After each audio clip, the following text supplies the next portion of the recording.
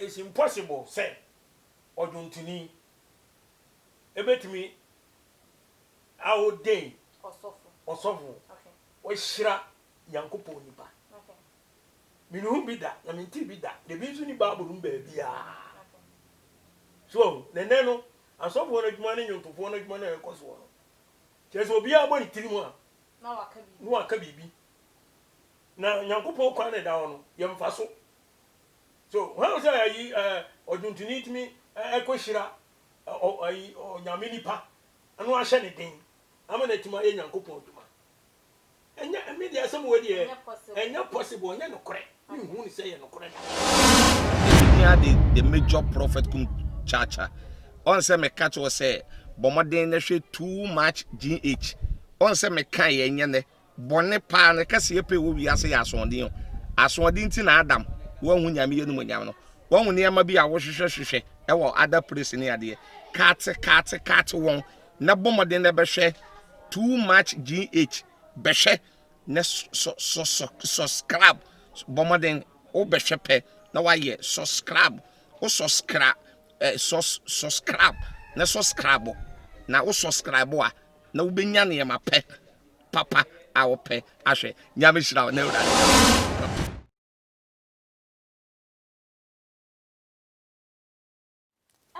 for any adofono akwaba sonko enkoma obibia sedane da munya ebreji edwetie ensemwa yede ebesomo ewo too much gh eso Gana wahala jumedie ena wani eguso a ohweyi muni aba epiesi kapane ne so majimedwa menemo ebetwetwen enkomo na ye nansen ensem bebre ena eba bonten edefa Reverend Obofo ehun na ye papa mama nim se oye well known in the society enkrofo nim no eba ne charity works a wo ye ena ebiemu nso ye adoye ne ho nwoma emwa wode eboa enkrofo ni nyina ene ne sofudie nso a wodi mu miracles ne enoma ekoso wo na asori wonu nyina no na dodo na edi enim no ewo omayi emu na nansen temes was this course se eba na de dodo na hwe anim se papa ye beba be ka ne ho ase beba be pa ne ho nto mama chese nanim egu ase amaga na fo nka wo betimi atwe no wa fa so asere na se de wo mo epe na so ankwa yesa amano dane da ensem bebre na eba bonte na nsem be ka ya ebebeto edwa ese ye papa ikoko ka se wo spiritual grandmaster pe yeso wo ye okot no ho ne baneno ama ene day evangelist awusi wono so ababonte na wodi nsem otudwa ye papa the backbone of Reverend Obofo church Shatawale nti wonsi ye nua bema Shatawale pa wonsi ni form kra eno because Shatawale eni wono ma wonu woni wono ena ama wono Obofo aye Obofo enti no ena wonsi ni form adane da woto ne nwom krampo wone nsore edem hono na ebusuafo ensem no de emunchemu dodo na ho mabone bedemi twa me ho me ba me de beba beso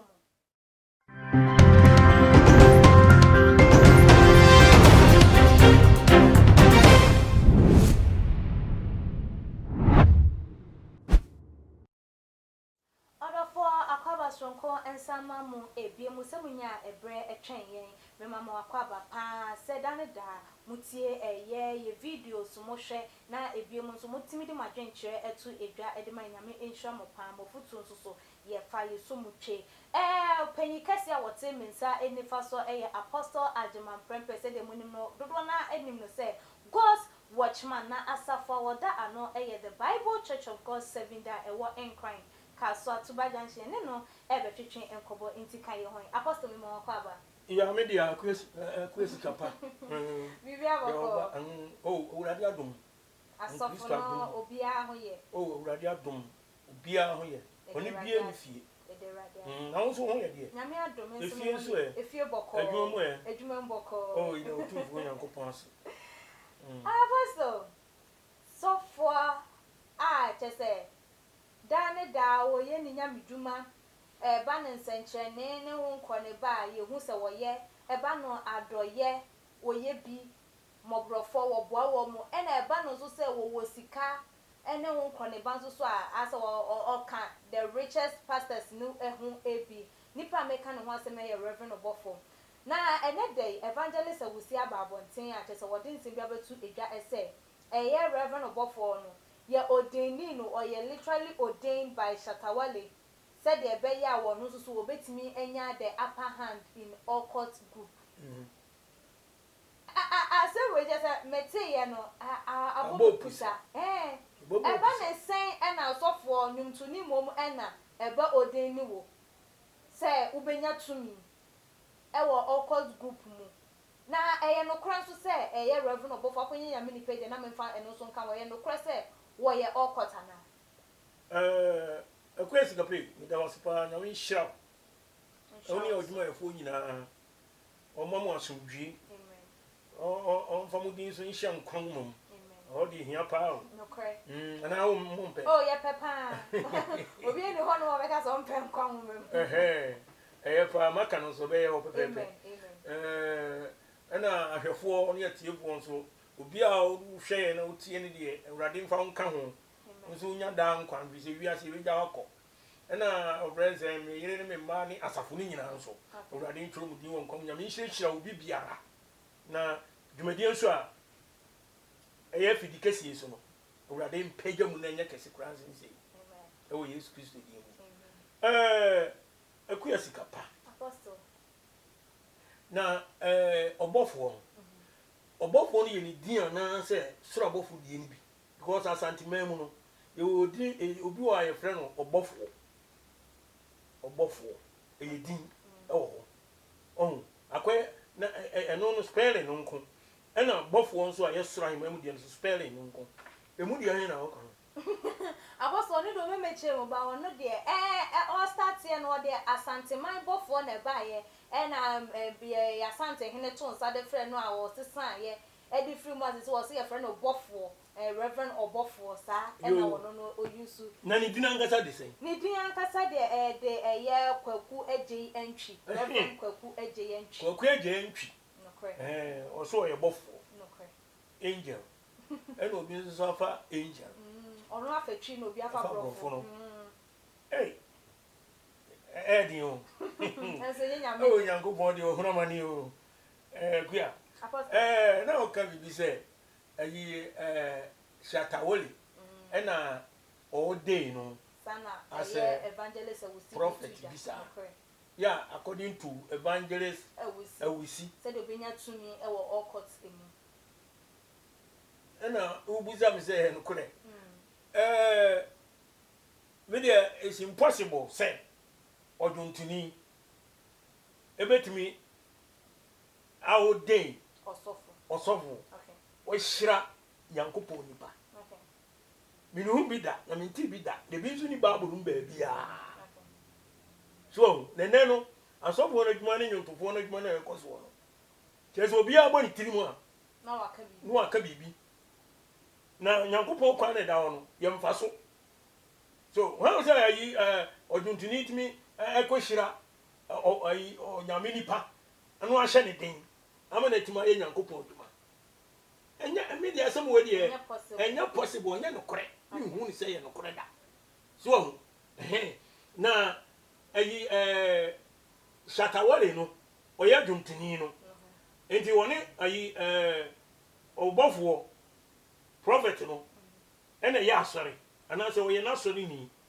enya woni no ena ya asore ba eye sofo eye Reverend Obofo ta abo ne nwom e wa asore dem ho no mo didi asa o nya mi fi o mi patwe nwom Shatawale nwom na o kan bibi ubisa bibi se na o court bi gbodin se o ai ona ode no ko share o court mu ana bisa no kre eno de o kan make di because you were courtesan you free join yeah your society you Freemason woman you also free Illuminati emu no mu free so what you say your spirits bi and no de adwuma ne sa spirits no e o bible man nkofo bi bebre practice sa animaniema no ohun de ye said your moboa enipa e wasase so no mo so nya musika kakra o menya film enti me pese ye hwe ayi Acts chapter 16 misraw ma menka we ma na meka brofo no and it came to pass as we went to pray we want to prayer a certain damsel possessed with a spirit of divination met us, which brought her masters much gain by soothsaying. Paul, oni ayi John, no kwa so fie ko bom pae. E di omo kwa oba bi twi ni se no akom honhom. So wodi nkom hye ema ne nkrofo nya ade bebree. So ene e friend spirit of divination, soothsaying, o shankom kan hintasem. Ede kire nipa unse na nipa abewi asenso fititi ni nyina no. Ye pe nkom hye wo be kan ho asem. Ni fi asem de wo ye ne ade nyina no. Na huni sa na waboto na chese wabeji wadi. Enam so ma wo mu ya o mu nye sika bebree. So enu bi we eye occult. Okay. So tiasie. Oye occultism. Eye sitse ni spiritual hodo. Ena omudi ye adwuma. Bebree e wo ho. Enti se ye ko Bible mu ya ye be kan of friends saying Deuteronomy. Okay. Deuteronomy say ye ko ho no mu a enu kura de de no. Oh, Deuteronomy chapter 9. Deuteronomy chapter 18. Okay. Sorry. Verse 9. Enu de be hu no ho nsunie. Deuteronomy 18:9. What say? When thou art come into the land which the Lord thy God give thee, thou shalt not learn to do after the abominations of those nations. Okay. There shall not be found among you anyone that make his son or his daughter to pass through the fire, or that use divination, or an observer of times, okay, or an enchanter, or a witch, or a charmer, or a consulter with familiar spirits, or a wizard, or a necromancer. For all that do this are an abomination unto the Lord. So, wait, before a conform shall come, and no ma, ye, and ye manima a who, a dear frefre, the saman for. So, my friend, who's a people who are yet to me, and Yanni Funo, a year lord before, come to me as Sardino. Oh, Freemason won't to me as Sardino. It to me, Yanni, your wound. Emma, my friend, spirit to be, and a bishop will need your own uncle so. Your own dear, on what cop, whom was I couldn't go point chain. Sorry to funny a friend, money bishop, no,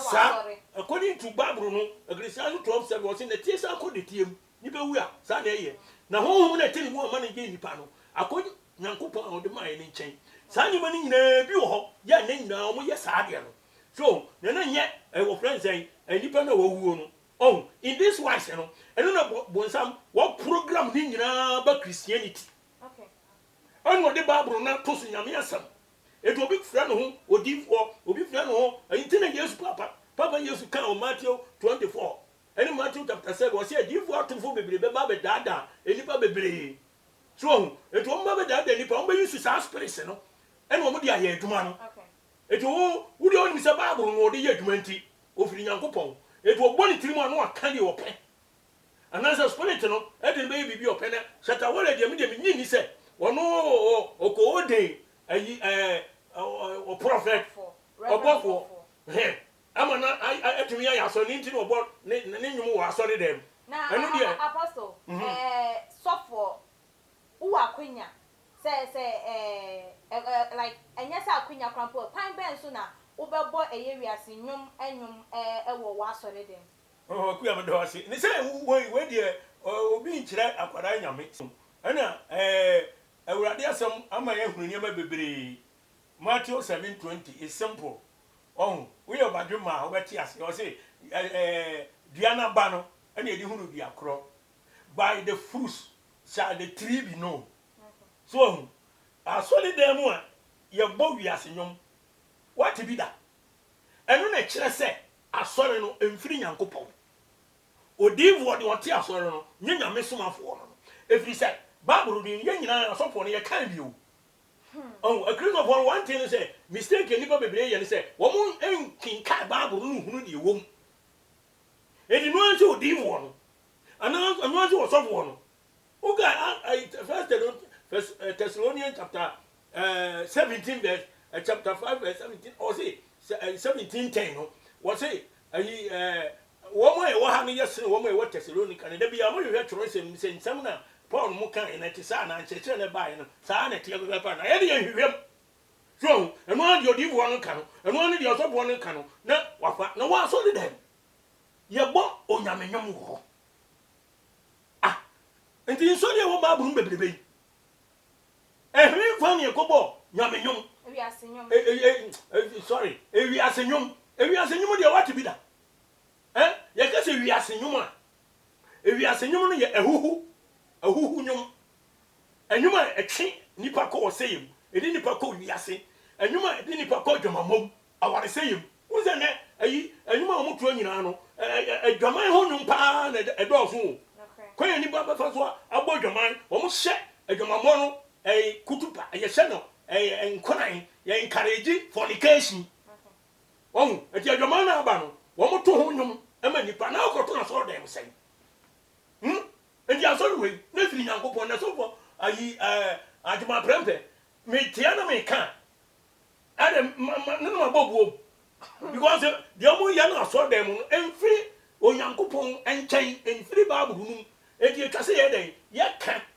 e ma nipa hu se die koso na nye apostle no ti na ama evangelist awusi wa babontin a wo de etu edwa ese enya agodie su se ye sofo wo bebo eye wiase nyum e wo ho no na ema no esi ni pise ye shatawale na chese oye ne backbone of na sorry because ono na ye ne panyin enu nti na da ne da no oto ne nyum na se wo acknowledge no wo bo ne nyum e wo eye na sorry enu nti no wo si su se wono na o de ni no because ye den a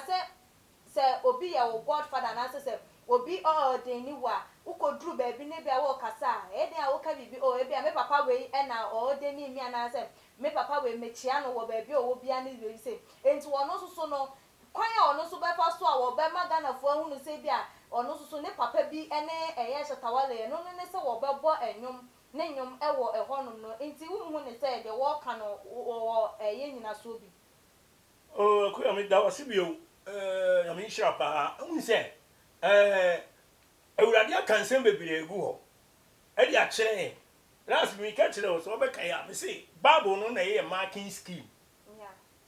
We go the Bible way. What is in the Bible is what we should follow or do. And now hu ya me kire no Bible no Nyankopɔn ansem. E di Nyankopɔn ansem na wasi e di ye adwuma. E di obi a wonnam Nyankopɔn ansem no so. Sani pa ko no why mistake. What you say sani pa no me make se won firi Nyankopɔn. Because we yes na just so why mistake kase na why e say evangelist ya wo kana nsemi so wo hunu ne ye bebla e koso wa so fio so enti na all kasa asem no na ebi so maybe no bi so wonim secret between Shatawale and Obofo ebi a wonim enti no wo kan okay so John 3 verse 11 no Bible say the enim ene ye kan na de yehunu so ene ye di ho adanse so enti bia wo hunu wo di ho adanse enti ne ekoso aso no mu no na je say we see as one no evangelist no de wo kan no be true because aso dem de ukobo pan logo sen ukobo uko rapo no mu ne ade ni nyina se bi ho no kre omo rapo te kan ba habola hinale hey apostle botons ana and I say woman bi na me hia dia me asem e to me dey me dey demonstrate a kire wo so on nyame che no because ade na ekoso aso dem time na ye nya obi enka aso dem de mu kɔbɔ ayi adwamansam ehunwom awarse ehunwom aniema so ehuhu bra ne bra bɔ ne ehunwom ewa aso dem sese wo bra nyame nwom wo ho ya wo kura ka do bɔ nyame nwom wo ntimi mmɔ bebre ade di na wo ntu nyame nwom ye wo nyame fie ne ekoto ayi ewiase nwom ewa aso dem what you say we bi mpani nsɛm da what you say we bi mpani nsɛm da wo edi be ye kokosechia na me to keka no e ka bode enti dia ba wo mo so no na won mu nyina edi ho adanse ama a kire se wo ye kristoni a no wo we ahwe so na edi be ye kokosechia na to keka no am me dia eboye mabuhe be se me kire se bibi ba wo so a na wo mo angasa no ne wo mo ye no na ebedi wo mo adanse so edi atamu wo no yango bokra wonya maaye no papa yesu nya mebu aten no ebinum abu ye ho aten awie ebinum numa o mo ye na sase so na dika ajudge won because the bible no na the ritual of death ene no na charge ni patre ne kwan so enti yango bokra na obi onipa emfaso won umfaso de na je se what be eti no enti no of an way enti the nsem bebere beba so enti evangelist no de wono wo ka no ebezem kire se eye ade bia ono bia wo on se sen bia ekoso aso dem wo eno na amana basa wo enti za wo ti aso dem na se wo tu wiase no ma de na obi beka kiro wo but wo mo ye nim nyankopon ye ni efura no wo ma di adi wo ma di na chi ena bible so aka kire se oni frani so che ni frani kwan ya wo mu nyina ekota amnam Matthew 15 verse 14 papa yesu na kan enti wo se omu enyina be to amnam because do odi kan no na ni efura enti wo so no tomamu na mo wa che ne kwan no so ni efura ka kwan yi da wo yesi e cross a ebebo ba ko ja ba ko da bi ebo ye mi ebo mu nyina sana ayi asori etie edi so for back betuma yira millions and millions and billions of people I was asking it is one so ti ase because one no church any nsam any kwan na watwa to onam so no obi anam so edi na chi so ti ase edi ekwampa no a ewurade de ato on de omo si yemfa so edi ama enipa no omo yira na enipa na yira edi asom dem wo asofo of friends e bofo edi enkrofo egu onu mu tu wiase nyom eye sa ni manama ndi obegya ya onyai na nye so osi yankopon na aso ni ya sa ni man wontwam so pe wiase ni amade ya wonkoso o pesika bebrebe di a ene ne nsa aka wonkoso won pesika na wiye no awiye no ene asem ene asem na apostle evangelist awusi Ghana for this same way bebetu jan wo makasa bebre sesofo yi wono edin na won pese won je din ti na wo kasa wo mu kire mu a sofo yi wa ba bonten pen abekasa ane Shatawale all court den hu kroneba ma Shatawale ba bonten ebebe reply ni se chese Ghana hanum dem wo bia enya sika wo bia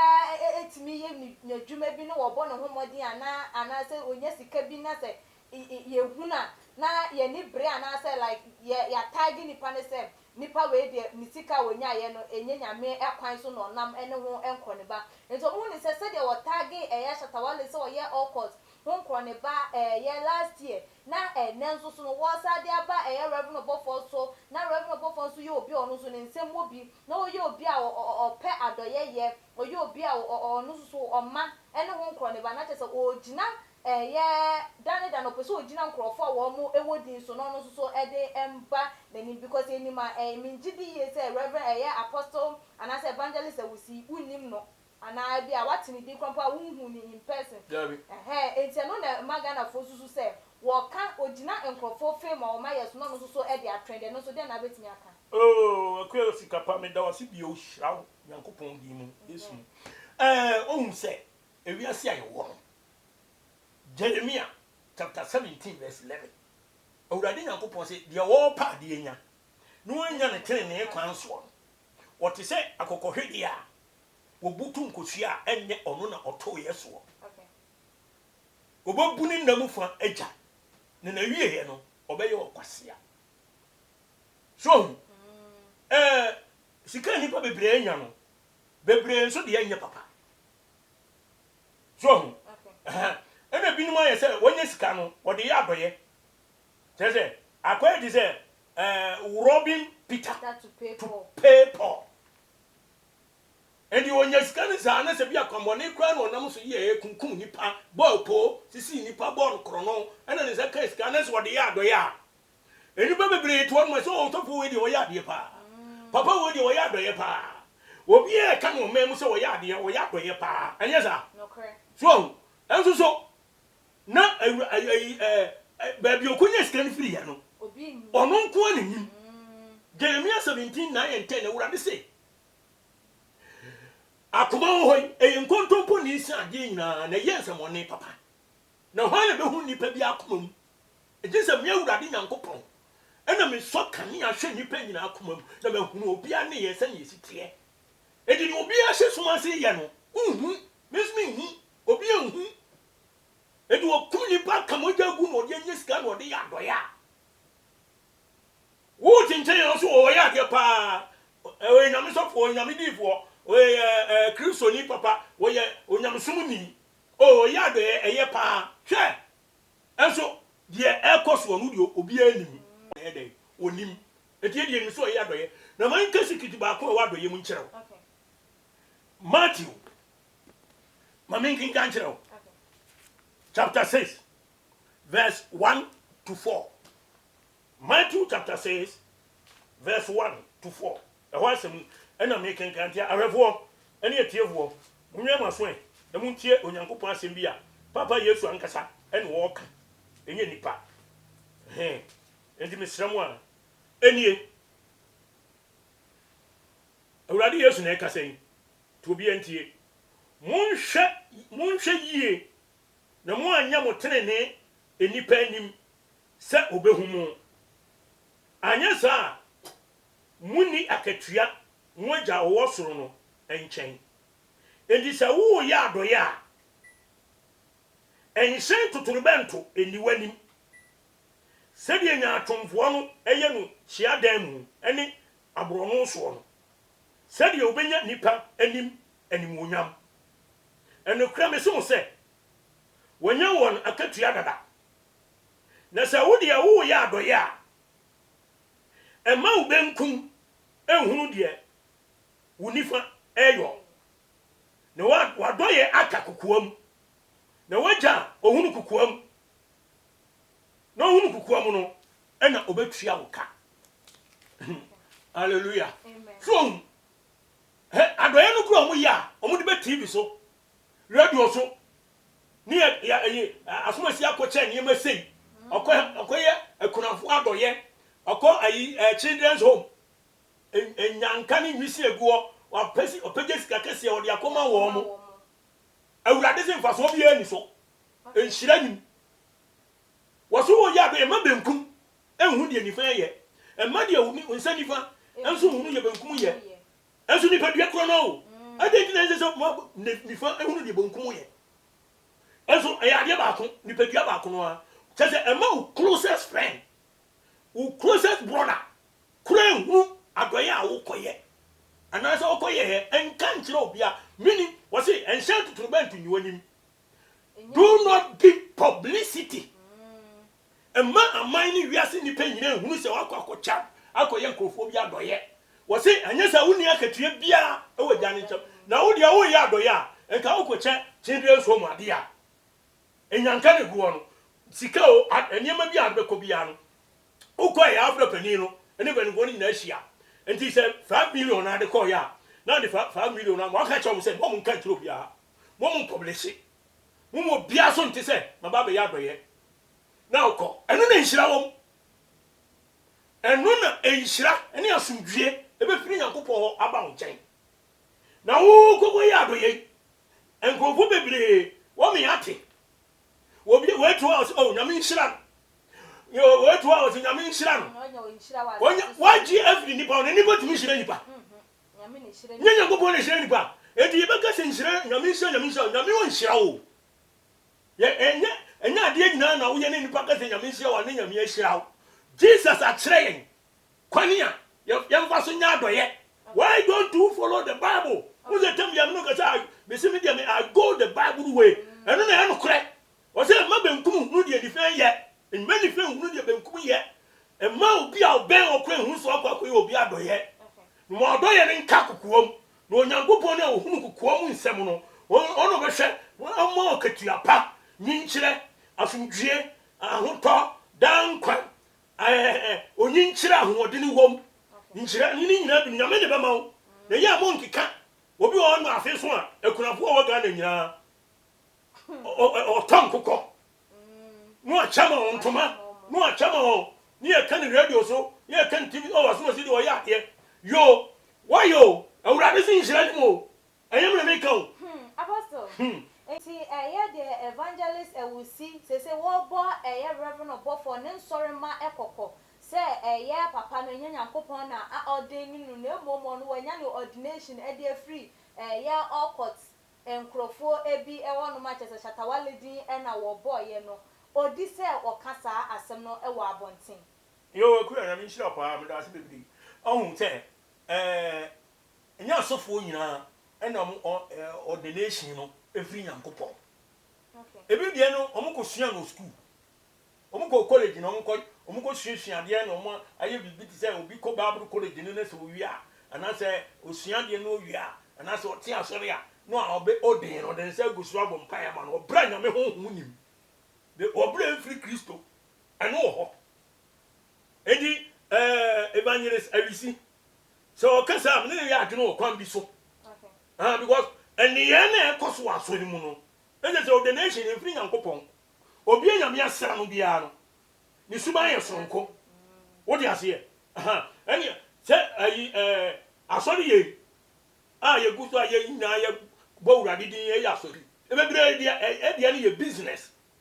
ene omo ye okay bebre dia ye business omo angasa na ati company omo bia djuma ene omo de ye wurade babro na ye den atoso e bo wurade din ene odi pa ni sika edi obi wo anu a onye sika no bebre anu osisi schools hospitals anu ni ade edi hwe obi wo anu a school na obi en asoli mu sika ene odi ko bi school no university senior high no mu ni ade university edi wo bi school no church members no most of them etimi fi banko asoli ni school ni bi. Why? Because school boarding as in the Ghana government yanka sabie. As only mention a correction. Affordable. And to so do. Adoye. And in your money may be almost yen scano. Abba.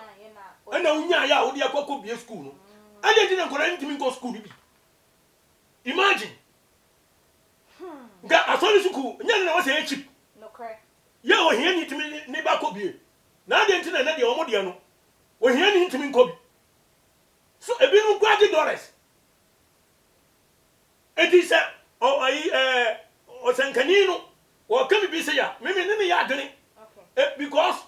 omo ya business ya omo ya ma omo family so sorry man dabi omo nwi asori man ho wodi ase obi ti asori no obre onisika na won chire no asori nso so boy wo sika pa sika ba asori no munya sagoro ni ba bebre wa so mo sika no aba so e je urade chire se na safo de se sika ba mu a okay Acts chapter 2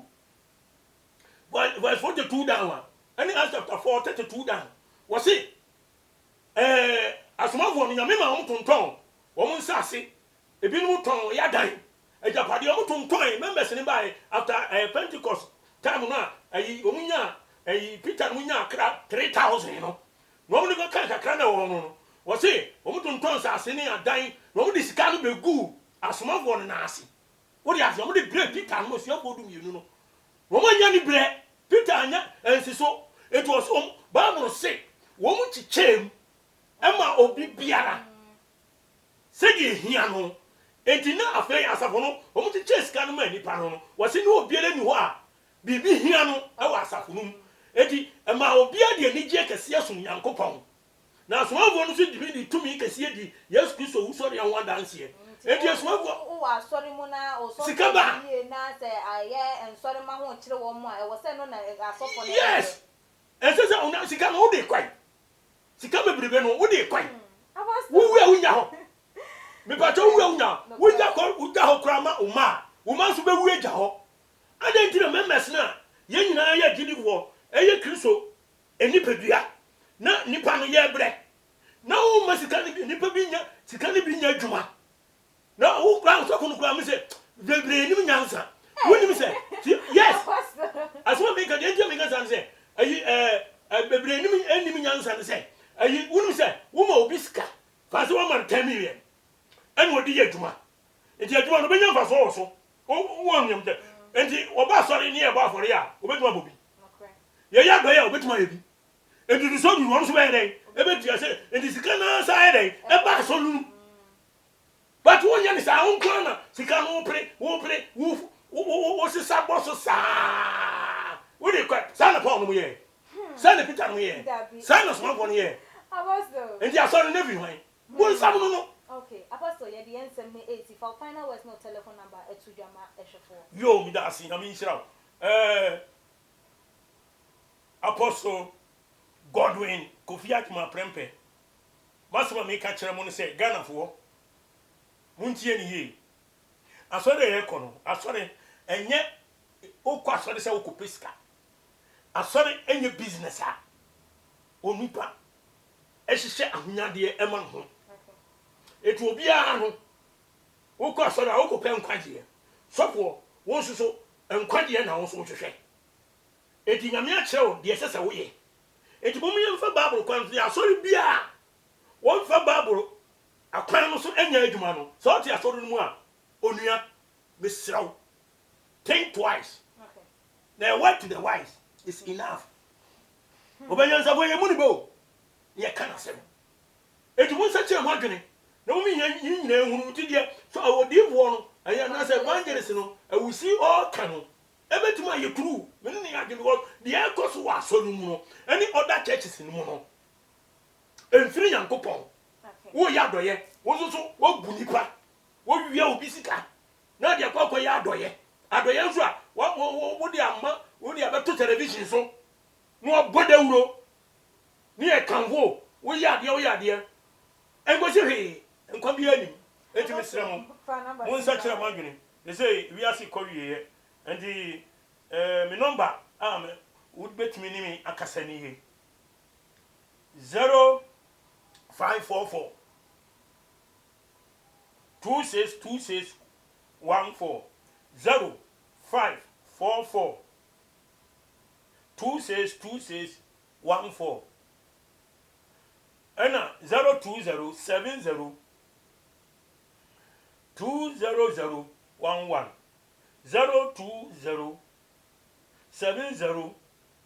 20011 medama se asumdwe hine ni nhira ne nkoso mra moso urade ntwo mu nyina di won kwan mam omo a obi biara na enhim yiye wasase so ansa na urade aba wo Yesu di mu amen amen abusia for wadwenche emfa ensemi ho so etu idwa wo so magin comment section na yenkenkan emfa emam wo akwanya nso se wo follow ye wo ye IG page @magin and as we make so ya say Mama Juliet Ventures open kitchen utensils ne enoma wo susu betimi de asiesie wo kitchen dia na chese ekwo na wo se wo to wani ehwe wo san ye ne ho ekwo baby foforo na chese wo sika na wo mpese wo ntu emfa entwene enti fa ne number wo screen no eso na friend no na wo no wu endi inkita ho fefe na de wo pebia no wonsa entumi enka na me de dwuma de ho chia me medin ene ekua sika pa that's ne ye besa na chia maka